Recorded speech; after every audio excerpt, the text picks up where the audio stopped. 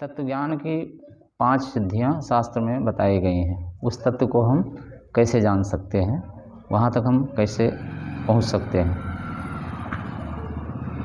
यहाँ पे बताया जा रहा है वह शब्दो अध्ययनम, वह शब्दो अध्ययनम दुख विज्ञाता स्त्राय सुहत प्राप्ति दानम च सिद्धो अष्टो सिद्धे, दानम च सिद्धो अष्टो सिद्धे पूर्व अंकुश त्रिविधा।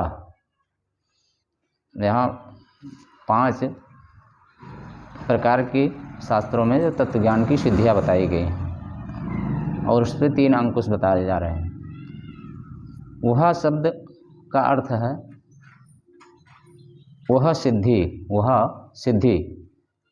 यहाँ पे पूर्व जन्म के संस्कार से नित्य अनित्य के निर्णय से 24 तत्वों का ज्ञान होना। जैसे शास्त्र में बताया गया है ध्रुव और प्रहलाद को कि पूर्व जन्म से इतने संस्कार, इतने योग साधना उनको प्राप्त हो चुके थे कि उनको इस जन्म में पूर्व जन्म के नित्य अनित्य के निर्णय से 24 तत्वों का ज्ञान हो गया, जैसे सांख्य में बताया गया है। तो उन्होंने उस तत्व को जान लिया। अब आगे फिर बता रहे हैं वो शब्दो अध्ययनम, शब्द सिद्धि दूसरी सिद्धि है। शब्द सिद्धि का मतलब है विवेकी गुरुओं के उपदेश से ज्ञान होना। जैसे जड़ भरत और रहुगण को जड़ भरत जी मिले, उनको तत्व ज्ञान करवा दिया, ये शब्द सिद्धि है। और फिर आगे जो लिखते हैं वो शब्द अध्ययनम, अध्ययन सिद्धि जो वेद शास्त्र के निष्काम भाव से अध्ययन करने पर, जैसे भागवत में बताया गया है।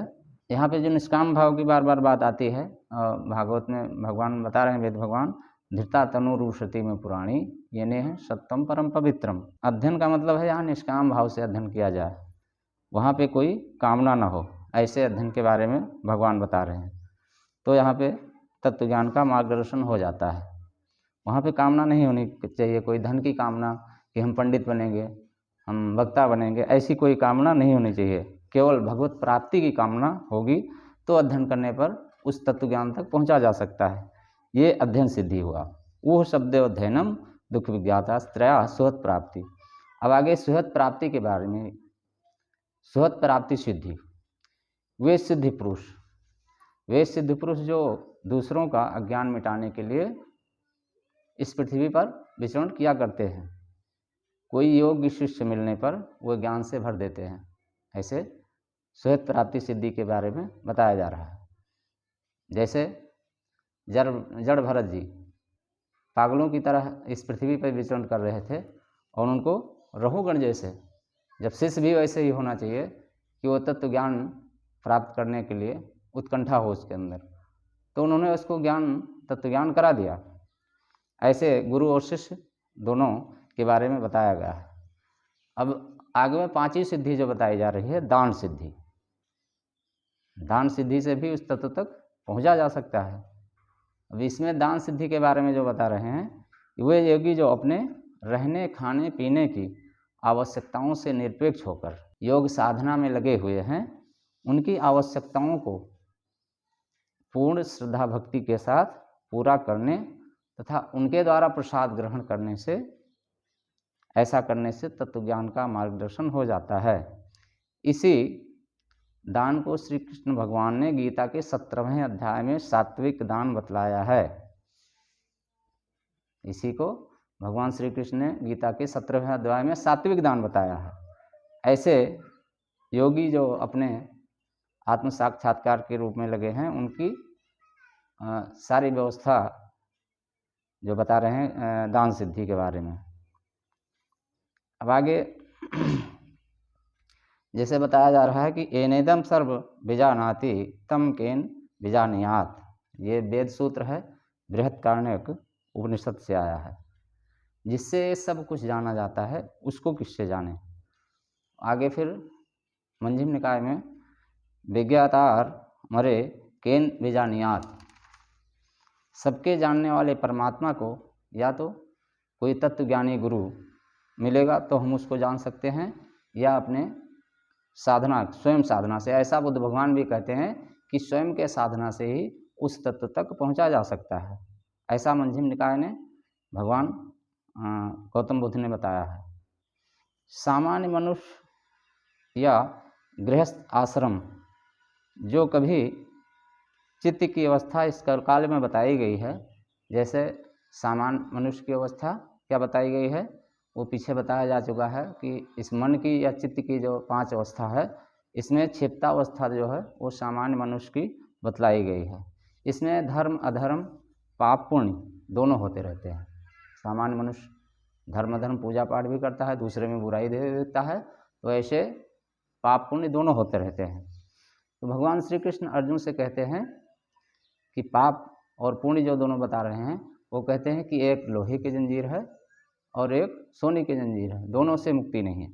इस पाप पुण्य से दोनों से ही ऊपर उठना पड़ेगा जीव को, तभी मोक्ष हो सकता है। जैसे स्कंद पुराण में ब्रह्मा जी नारद जी से कहते हैं पाप पुण्य के बारे में, ऐसे ही भगवान कपिल भागवत में माता देवहूति से कहते हैं।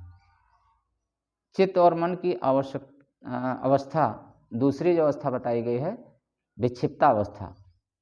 विक्षिप्ता अवस्था के बारे में यहाँ पे जो बताया गया है, यहाँ पर पुण्य कर्म सत्व गुण बताया गया है। जैसे अगर कोई धन के लिए साधु बना है तो वो वहीं तक रह जाएगा, लेकिन विरक्त महापुरुष हो गए, घर द्वार छूट गया, लेकिन वक्ता बनने के बाद आश्रम बनाया, मठाधीश बन गए, महामंडलेश्वर बन गए, भगवान की चर्चा वार्ता करने लगे, साधु सेवा, गौशाला, अनाथालय, निःशुल्क संस्कृत पाठशाला, ये सब खुलवा दिया। यहाँ तक सत्वगुण तो है, लेकिन कामना कहीं ना कहीं बनी हुई है। सत्वगुण तो है यहाँ पर, लेकिन कामना कहीं ना कहीं बनी हुई है। यहाँ पे पुण्य कर्म संचित हो रहा है, पुण्य कर्म एकत्र हो रहा है। जैसे कई जन्मों तक, इस अवस्था में कई जन्मों तक भगवान के प्रचार प्रसार करते करते उस तत्व तक पहुँच जाते हैं। ऐसे भगवान के प्रचार प्रसार करने के लिए ही साधु संत, विरक्त महापुरुष ऐसे ही वक्ता होंगे। बाकी जो विक्षिप्ता अवस्था बताई गई है सामान्य मनुष्य की, ये तो कुछ कर नहीं सकते हैं, तो भगवान का प्रचार प्रसार कौन करेगा? ऐसे साधु संत महापुरुष ही करेंगे। फिर इससे ऊपर फिर जो मन की जो चित्त की अवस्था बताई गई है पीछे, उसमें फिर एकांत अवस्था आती है। ये बिरले ही किसी महापुरुष को जब भगवत कृपा होती है तो ऐसी अवस्था प्राप्त होती है। ऐसा भगवान गीता में कहते हैं, इसको पीछे बताया जा चुका है। विविक्त देश सेवित मरित्र जन्म संसदि, एकांत अवस्था को ही भगवान श्री कृष्ण अर्जुन से एक ज्ञान के लक्षण बता रहे हैं। लेकिन ये सब कुछ जैसे कलकाल के लिए पद्म पुराण में बताया गया कि बड़े बड़े वक्ता होंगे, स्वयं को दूसरों को उपदेश करना और स्वयं में आचरण करना बहुत कठिन है। तो ऐसे बताया गया वहाँ पे कि दूसरे को तो उपदेश करेंगे लेकिन स्वयं में आचरण नहीं करेंगे, ऐसे पद्म पुराण में बताया गया है। अब जैसे कर्दम ऋषि से ब्रह्मा जी स्कंद पुराण में कहते हैं कि ब्रह्मा जी कर्दम ऋषि से कहते हैं कि सृष्टि का विस्तार करने के लिए उनको गृहस्थ आश्रम में आने के लिए कहते हैं। तो वहाँ पर कर्दम ऋषि स्वीकार कर लेते हैं ब्रह्मा जी का कि ठीक है, हम गृहस्थ आश्रम का करके उसके बाद सृष्टि का विस्तार करेंगे। लेकिन अब वहाँ पे जब मनु महाराज अपनी पुत्री को लेकर कर्दम ऋषि के पास जब जाते हैं तो वो पहले ही मनु जी से बता देते हैं कि संतान उत्पत्ति के बाद हम इस गृहस्थ आश्रम का परित्याग कर देंगे। ऐसा भगवान कर्दम मनु महाराज जी को बता देते हैं। और क्योंकि वे योग साधना के बल से कर्तापन से ऊपर उठ चुके थे, मैं और मेरेपन से ऊपर उठ चुके थे। दुनिया वाले उनके पास ना आए, ऐसे वे पागलों की तरह विचरण करते रहते थे। जैसे बताया गया है जड़ भरत के बारे में भी, अपने शरीर को प्रारब्ध के हवाले करके सुख और दुख ये सब मन की वृत्तियाँ हैं, सुख या दुख ये सब मन की वृत्तियाँ हैं। मन को उन्होंने योग साधना से अपने वश में कर लिया था। मान अपमान, सुख दुख, ये सब मन की ही चंचलता भगवान बता रहे हैं गीता में। ये सब मन की चंचलता है, इसका शरीर से कोई लेना देना नहीं है। जब उस तत्व को भगवान जना देते हैं तो उसका पागलों की तरह रहे चाहे जैसे रहे, उसको कोई मतलब नहीं है। लेकिन कलिकाल में जो क्षिप्तावस्था सामान्य मनुष्य की बतलाई गई है, मनुष्य की, ये लोग धर्म की बात अगर मिलेगी तो उसका गुणगान नहीं करेंगे, लेकिन अगर किसी की निंदा की बात मिल गई हो उसको खूब चर्चा करेंगे, लेकिन धर्म का कोई चर्चा नहीं करेंगे। ऐसे क्षिप्ता अवस्था के जो मनुष्य हैं उनकी अवस्था बतलाई गई है।